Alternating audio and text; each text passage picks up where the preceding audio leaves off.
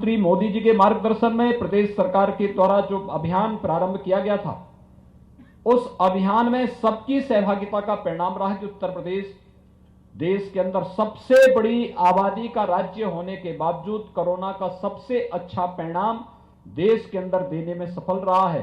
तो उसके पीछे कारण इसी सामूहिकता का है, जिसमें अधिवक्ताओं का भी, चिकित्सकों का भी और समाज के व्यापारियों का भी और हर एक तबके के लोगों का भी भरपूर सहयोग शासन को प्राप्त होता रहा।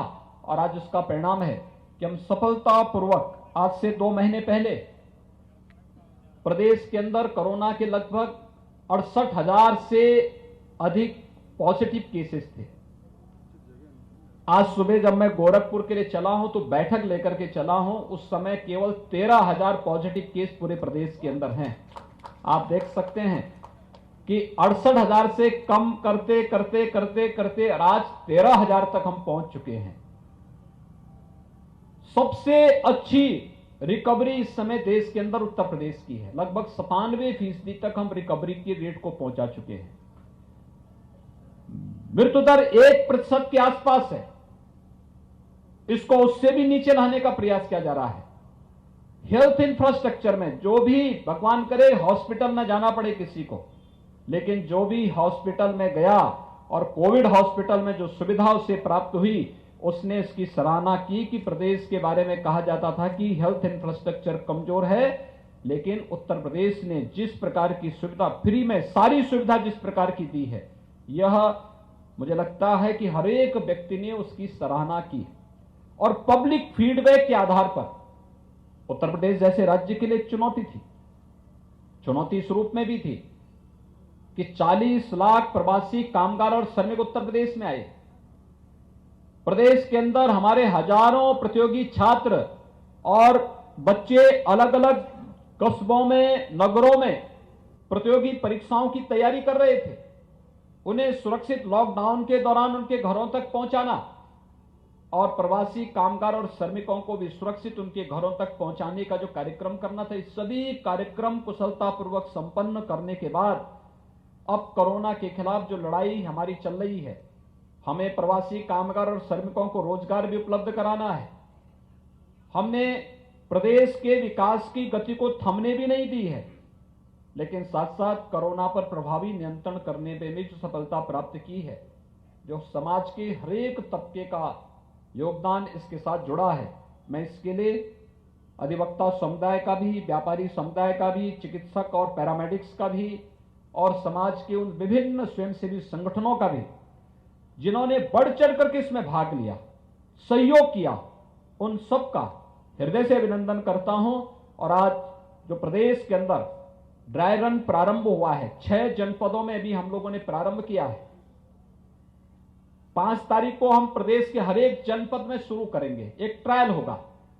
और जैसे ही वैक्सीन की पहली खेप पहुंचेगी, इसके बाद आप देखना पूरे प्रदेश के अंदर अलग अलग कैटेगरी जो तय की गई, उसके अनुसार हम वैक्सीन देना प्रारंभ करेंगे और कोरोना को, इस सदी की सबसे बड़ी महामारी को हम पूरी तरह प्रभावी रूप से नियंत्रण करने में हमें सफलता प्राप्त होगी। आज का जो कार्यक्रम है, ये कहने के लिए अधिवक्ताओं के चैम्बर का है, लेकिन वास्तव में ये समाज के सबसे पीड़ित व्यक्ति को न्याय दिलाने के एक महत्वपूर्ण आधार का शुभारंभ भी है। मुझे बहुत अच्छा लगा जब अमिताभ जी यहां पर कह रहे थे कि हमारी लाइब्रेरी को डिजिटलीकरण होना चाहिए, यानी तकनीक का उपयोग क्या हो सकता है। आपने देखा होगा, अगर तकनीक को हम लोगों ने नहीं अपनाया तो हमारी वर्चुअल कोर्ट चल पाती नहीं चल पाती। हम मानते हैं अधिवक्ता समुदाय को इससे परेशानी हुई, लेकिन एक जरूरत के हिसाब से एक सामान्य नागरिक को न्याय मिल सके, इसका एक ट्रायल भी कोरोना के दौरान हुआ। अगर हमारे पास तकनीक नहीं होती तो क्या हम लोग किसानों के लिए, मजदूरों के लिए, महिलाओं के लिए या समाज के अलग अलग तबके के लोगों के लिए सहायता राशि भेज पाते? याद करिए 86 लाख से अधिक वृद्धजन, विधवा महिलाएं और दिव्यांगजन प्रदेश में हैं। इन सभी 86 लाख से अधिक इन सभी लोगों को पेंशन की राशि और उसमें भी एडवांस राशि उनके खाते में डीबीटी के माध्यम से हम लोग भेजते थे। एक जगह क्लिक किया, पैसा उनके खाते में पहुंच गया। बाद में हम लोगों ने देखा कि ये लोग बैंकों में जाके लाइन लगाना पड़ रहा है, तो हम लोगों ने प्रदेश के हर ग्राम पंचायत में एक एक बैंकिंग कॉरेस्पॉन्डेंट सखी की भी नियुक्ति कर दी कि इनका पैसा निकालने और पैसा जमा करने की जिम्मेदारी अब एक एक गांव के व्यक्ति को या परिवार को नहीं पड़ेगी, बल्कि ये बैंकिंग कॉरेस्पॉन्डेंट सखी ही जाएगी और बैंक में जाकर के पैसा निकालने या पैसा जमा करने का कार्य करेगी, जिससे भीड़ भाड़ कम हो सके और हम सोशल डिस्टेंसिंग के नियमों का पालन कर सकें। यानी तकनीक 2,35,00,000 किसानों के खाते में प्रधानमंत्री किसान सम्मान निधि का पैसा कोरोना कालखंड में हर दूसरे तीसरे माह भेजने की कार्रवाई हो, या प्रदेश के अंदर जनधन अकाउंटधारी महिलाओं के खाते में धनराशि उपलब्ध कराने की, अतिरिक्त राशि सहयोग के रूप में उपलब्ध कराने की कार्रवाई हो। ये सभी कार्य इसलिए हुए क्योंकि तकनीक से जोड़ने का एक कार्य हुआ था।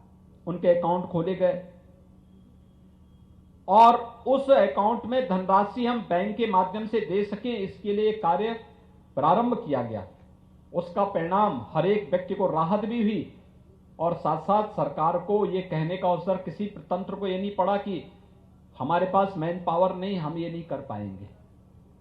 और मुझे लगता है कि ये डिजिटल लाइब्रेरी के का जो ये कॉन्सेप्ट है, ये बहुत अभिनंदनीय है और इसमें आप लोग अपना वो तैयार करिए। राज्य सरकार इसमें पूरा सहयोग करेगी, जिससे हर एक अधिवक्ता उस क्षेत्र में क्या कुछ हो रहा है उस ज्ञान से अपने को अपडेट तो कर ही सके। चलिए, हम चर्चा कर रहे थे कोरोना वैक्सीन को लेकर के, जिस तरीके का जो आज काम चल रहा है, ड्राई रन पूरे देश भर में किया जा रहा है। डॉक्टर डी के गुप्ता हमारे साथ लगातार बने हुए हैं। डॉक्टर डी के गुप्ता जी, मेरा सवाल फिर से वही जो बीच में अधूरा रह गया था, जिसका जवाब कि कोरोना वैक्सीन को लेकर के जो ड्राई रन किया जा रहा है वो, और जो आपातकालीन इस्तेमाल को जो मंजूरी दिए जाने की बात फिलहाल चल रही है, जो चर्चा चल रही है, उसके बारे में थोड़ा सा समझा दीजिए। देशों में ड्राई रन ऑलरेडी हो चुका है जी। 28 और 29 तारीख को जी आसाम, आंध्र प्रदेश, पंजाब और गुजरात में जी वो सक्सेसफुल जो है, जो सब्जेक्ट एक्सपर्ट कमेटी है, SEC है, उसने इन प्रिंसिपल अप्रूवल दे दिया वैक्सीन को जी। अब जो है DCGI है, ड्रग कंट्रोलर है, उसको अप्रूवल देना फाइनल। उसके बाद वैक्सीन लॉन्च हो जाएगी। मोस्ट प्रॉब्ली अगले 2 हफ्ते में वैक्सीन लगना स्टार्ट हो जाएगा जी। अभी जो आज से पूरे देश में सभी प्रदेशों में एटलीस्ट 3 साइट ड्राई रन होना है। लगभग उसमें 116 डिस्ट्रिक्ट हैं, 119 डिस्ट्रिक्ट हैं और 259 साइट्स हैं जहां पे ड्राई रन होना है। और ड्राई रन में हम 3-4 चीजें देखते हैं। उसमें देखते हैं कि स्टोरेज कैसा है वैक्सीन का, उसका ट्रांसपोर्ट कैसे हो रहा है, as per guidelines, as per जो हमारी SOP है उसके हिसाब से हो रहा नहीं हो रहा है। जी जी। और उसके अतिरिक्त ड्राई रन में हम ये भी देखते हैं कि जो वैक्सीनेशन का प्लेस है वो कैसा है, वहाँ पे लॉजिस्टिक्स है नहीं, वहाँ पे पूरे डॉक्यूमेंटेशन की सारी चीजें है नहीं, मैन पावर कैसी, वहाँ पे ऑब्जर्वेशन एरिया कैसा है, जो वेटिंग एरिया कैसा है। उसके बाद पोस्ट वैक्सीनेशन अगर वहाँ पे ऑब्जर्व करना है पेशेंट को, कोई कॉम्प्लिकेशन तो नहीं हो रहा, कोई एडवर्स रिएक्शन तो नहीं हो रहा, उसका एरिया इक्विप्ड है नहीं है। इसमें 4 तरह के लोग स्टाफ चाहिए हमें, पैरामेडिकल स्टाफ और medical staff. Paramedical staff injection लगाएगा, मेडिकल स्टाफ सुपरवाइज करेगा, सपोर्ट स्टाफ जो भीड़ को मैनेज करेगा, लाइन लगाएगा, दूसरा सपोर्ट स्टाफ जो रजिस्ट्रेशन करेगा और उसके बाद डाटा फिल करेगा, तीसरा जो चाहिए, चौथा लास्ट में कि स्पेस को शॉर्ट लिस्ट करना, सिलेक्ट करना एज पर गाइडलाइन। तो इस तरह से ड्राई रन पूरे प्रदेश में सभी प्रदेशों में आज हो रहा है, चाहे वो उत्तर प्रदेश हो, महाराष्ट्र हो, दिल्ली हो, हर जगह senior officials, chief secretary level के या चीफ मिनिस्टर खुद जाके या इवन हमारे हेल्थ मिनिस्टर उसको सुपरवाइज कर रहे हैं और देख रहे हैं। इस ड्राई रन के बेस पे अगर कोई कमियां आती हैं तो उसको हम लोग ठीक करेंगे, उसका रूट कॉज एनालिसिस करेंगे, उसका करेक्टिव एक्शन लेंगे और प्रिवेंटिव एक्शन लेंगे कि अगर हम जब एग्जैक्टिव वैक्सीन लगाएंगे तब ऐसी कोई प्रॉब्लम ना आए। तो आज जो ड्राई रन कर रहे हैं उसमें हर साइड पे कम से कम 25 लोगों को हमें इनॉकुलेट करना है, उनको सारी प्रोसेस इंप्लीमेंट करनी है। इसके अलावा एक कोविन सॉफ्टवेयर भी बनाया गया है जिसमें सारा डाटा कलेक्ट करना है, नेक्स्ट डेट डालनी है, तो सो दैट कि सारा सिस्टम ऑटोमेट हो जाए, किसको नेक्स्ट डोज कब लगनी है, कोई साइड इफेक्ट तो नहीं था, तो उसमें सारा एज सेक्स पेशेंट का, उसकी करंट कोमॉर्बिड कंडीशन तो नहीं है, कोई हेल्थ ब्रेकर है नहीं है, तो उसके बेस पे लाइन अप करना वैक्सीन शेड्यूलिंग के लिए, तो सारी चीजें फिजिबिलिटी इसमें हो जाएंगी। तो मोस्ट प्रोबेबली हम लोग इस वीक में सारी चीजों को स्टेबलाइज कर देंगे और अगले हफ्ते से वैक्सीनेशन स्टार्ट कर देंगे। जी, और जो जिस तरीके की बात आपने कही है कि वैक्सीन को कहीं ना कहीं एक वैक्सीन को अब मंजूरी जो है वो लगभग मिल चुकी है, तो ऐसे में क्या जिस तरीके से जो बातें कही जा रही हैं कि वो आपातकालीन इस्तेमाल के लिए है, तो क्या वो वैक्सीन की जो मंजूरी अब मिलेगी वो आमतौर पर आम लोगों को जिस तरीके से जो बांटने की बात कही जा रही है कि जो स्वास्थ्यकर्मी हैं सबसे पहले उनको लगाई जाएगी, तो क्या वो शुरू हो जाएगी?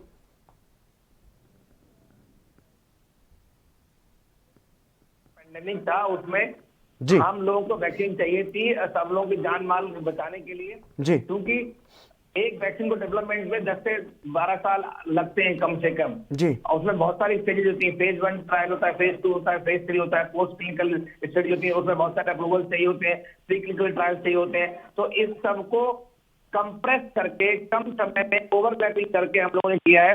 तो क्योंकि सारी प्रोसेस पूरी फुल्ली तरह से नहीं हुई है, तो इसलिए पेंडेमिक को देखते हुए और उसके पोस्ट पेंडेमिक इफेक्ट को देखते हुए हम लोगों ने सरकार ने डिसाइड किया कि इसको हम इमरजेंसी अथॉराइजेशन देंगे और वैक्सीनेशन चालू हो जाएगा। तो दूसरी पेंडिंग प्रोसेस है, चाहे वो ट्रायल चल रहा हो, फेज 3 या पोस्ट मार्केटिंग स्टडी हो, वो कंटिन्यू चलती रहेंगी। लेकिन इसमें ये कंफ्यूजन क्रिएट करने की जरूरत नहीं है कि वैक्सीन सेफ नहीं है या वैक्सीन इफेक्टिव नहीं है। वो सेफ्टी और एफिकेसी 3-4 ट्रायल हो चुके हैं, phase 1, phase 2, phase 3 plus pre clinical trial, उसमें प्रूव हो चुकी है कि वैक्सीन सेफ है और इफेक्टिव है। तो इसलिए इस बारे में कंफ्यूजन या भ्रांतियां क्रिएट करने की कोई आवश्यकता नहीं है। जी, और इसके अलावा ये कहा जा रहा है कि जिस तरीके से डोज जो दी जानी है वो 2 डोज दी जाएंगी, एक अगर आज डोज दे दी है तो उसके कुछ दिनों बाद दूसरी डोज दी जाएगी और उसके भी कुछ दिनों बाद वो इफेक्टिव होगी। इस बारे में क्या कुछ जानकारी है? क्या दोनों डोज जो अलग अलग डोज दी जानी है या फिर सेम दवाई की डोज जो है वो दी जाएगी? और जो प्रमाणिकता मिली है, जिसको मंजूरी दी गई है, उसके बारे में क्या कुछ जानकारी इनमें से दोनों में? किसी भी वैक्सीन की जब हम वो लगाते हैं, वैक्सीनेशन करते हैं, तो उसका डोजिंग शेड्यूल होता है। उसकी डोज की मात्रा क्या होती है वो सब फिक्स की जाती है। कितनी वायल आएगा, मल्टीपल वायल्स में होगा या सिंगल वायल्स में होगा। तो जो कोविशील्ड की बात कर रहे हैं इस वैक्सीन की, ये एक तो मल्टीपल डोजेज आएंगे एक वायल में, मतलब 10 डोजेज होंगे उसमें। दूसरा इसकी 0.5 ml के आसपास डोज होगी जो एक बार हम, उसको हम इंट्रामस्कुलर लगाएंगे। बहुत सारी वैक्सीन ऐसी है जो सबकुटेनियस भी दी जाती है, तो इसको हम इंट्रामस्कुलर लाएंगे या तो डेल्टॉइड में या थाई में। तीसरी बात, इसकी 2 डोजेज होंगी जिनको हमें 4 हफ्ते के अंतराल पे देना होगा। अगर कोई वैक्सीन लेट भी जा रही है तो हम 12 हफ्ते तक वेट कर सकते हैं। तो मिनिमम अंतराल जो समय रखा जाएगा वो 4 हफ्ते है और मैक्सिमम 12 हफ्ते। तो कोशिश करनी चाहिए कि हर जो वैक्सीन लगवा रहा है उसको पहली डोज लगवाने के बाद सेकेंड डोज जो है 4 हफ्ते के बाद लगवा लेनी है। अगर डिले हो रहा है तो 8 हफ्ते, 10 हफ्ते, 12 हफ्ते तक भी वेट कर सकते हैं, उसमें कोई नुकसान नहीं है। लेकिन दोनों डोज लगवानी है जब तक हम। जी, तो बिल्कुल कहीं ना कहीं जिस तरीके से दर्शकों में एक भ्रम की स्थिति जो बनी हुई है कि किस तरीके से ये वैक्सीन जो है वो काम करेगी, तो लगातार उसको लेकर के भ्रम दूर करने की कोशिश सरकार की तरफ से भी की जा रही है और हमारी भी यही कोशिश है कि इसको लेकर के कोई भ्रम भी ना रहे और वैक्सीन जो हो वो पूरी तरह से सेफ हो, सुरक्षित हो, इसका कोई भी दुष्परिणाम सामने ना आए, कोई भी इस तरीके की कोई घटना ना हो ताकि किसी को कोई परेशानी हो सके। क्योंकि वैक्सीनेशन की तैयारियां लगभग पूरी हो चुकी हैं और वैक्सीन पर जिस तरीके से काम चल रहा था, जिस तरीके से डॉक्टर डी के गुप्ता बता रहे हैं कि जो वैक्सीन पर काम चलता है वो कहीं ना कहीं 10-12 साल का काम होता है, तब जाकर के वैक्सीन एक डेवलप होती है। उसको लेकर के क्योंकि अभी जो कोरोना का कहर देखने को मिल रहा है, कोरोना का जितना प्रभाव जो देखने को मिल रहा है, ताकि किसी भी तरीके से लोगों की जान को बचाया जा सके, उसको देखते हुए कोरोना की इस वैक्सीन को आपातकालीन मंजूरी जो है वो देने की बात कही जा रही है देश की सरकार की तरफ से। और देश के जो स्वास्थ्य मंत्री हैं वो साफ तौर पर इस बारे में कह चुके हैं कि सुरक्षा से कोई भी समझौता नहीं करना चाहते और अगर वैक्सीन किसी को भी लगाई जाएगी, कोरोना वैक्सीन अगर किसी को भी लगाई जाएगी, तो वो निश्चित रूप से ये समझ सकते हैं कि उनके शरीर पर कोई भी इसका दुष्परिणाम देखने को नहीं मिलेगा। और इसी के मद्देनज़र ये जिस तरीके से कोरोना वैक्सीन का जो ड्राई रन किया जा रहा है वो भी देखा जा रहा है कि ताकि जो पूरे नियम हैं कोरोना वैक्सीन लगाने के या फिर कोरोना से बचाव के, वो सभी जो नियम बनाए गए हैं उनका पालन होता रहे और सही तरीके से हर किसी को कोरोना वैक्सीन जो है वो पहुंच पाए। इसके लिए कोरोना वैक्सीन का जो ड्राई रन है वो किया जा रहा है ताकि हर किसी तक बिना संक्रमण के और बिना किसी दुष्परिणाम के जो है कोरोना वैक्सीन पहुंच पाए। और कोरोना वैक्सीन लगने के बाद भी उसको ऑब्जर्वेशन में हर मरीज को रखा जाएगा, जिसको भी कोरोना वैक्सीन दी जाएगी उसको ऑब्जर्वेशन में रखा जाएगा ताकि उसमें कोई भी जो प्रभाव देखने को मिलते हैं, एकदम से जो भी हरकतें जो शरीर में होती हैं कोरोना वैक्सीन लगने